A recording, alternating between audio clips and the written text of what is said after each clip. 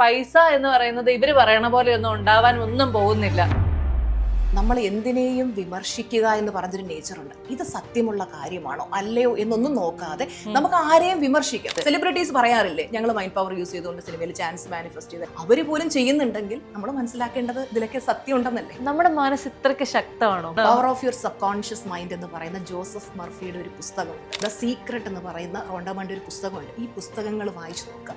ഞാൻ അവിടെ നിന്നാണ് തുടങ്ങുന്നത്. നിങ്ങൾക്ക് വെള്ള പേപ്പറിൽ ടീച്ചറമ്മ എഴുതി ഒപ്പിട്ട് തരും, നിങ്ങളുടെ ലൈഫ് മാറിയിരിക്കുന്നു. മാറിയില്ലേ നിങ്ങൾ എന്നോട് ചോദിക്കണം എന്താ ടീച്ചർമാ മാറാത്തത്. 5 വർഷം, ഇപ്പൊ 5ാമത്തെ വർഷത്തിലേക്ക് കടക്കുക. എൻ്റെ അടുത്ത് ഇന്നുവരാരും ചോദിച്ചിട്ടില്ല. പലരും വിചാരിക്കുന്ന ഭാഗ്യം കൊണ്ടാണ് ലൈഫിൽ ആളുകൾ സമ്പന്നരാകുന്നത്. ഏറ്റവും മോശം സമയമാണ്. പക്ഷെ ഞാൻ എൻ്റെ തോട്ട് പ്രോസസ്സ് മാറ്റി. അപ്പോൾ എന്ത് സംഭവിച്ചു? സ്വാഭാവികമായിട്ടും പൈസ വരാൻ തുടങ്ങി.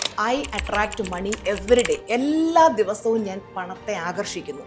I attract money every day. ഇന്ന് വീണ എൻ്റെ അക്കൗണ്ടിലേക്ക് പൈസ വരാത്ത ഒരു ദിവസമില്ല. ഏതൊക്കെ രാജ്യങ്ങളിൽ നിന്നാണ് നമ്മളിലേക്ക് സമ്പത്ത് വരുന്നത്?